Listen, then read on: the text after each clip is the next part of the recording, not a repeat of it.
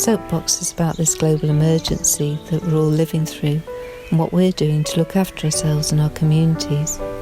In the past, people got their voices and messages heard by standing on soapboxes in public places. This is a bit of my soapbox story. My grandfather, a pharmacist, made soap for his community during the Second World War when it was hard to find. The memory of him has inspired me to make my own. I'm lucky to be able to use surplus goat's milk to make bars of soap.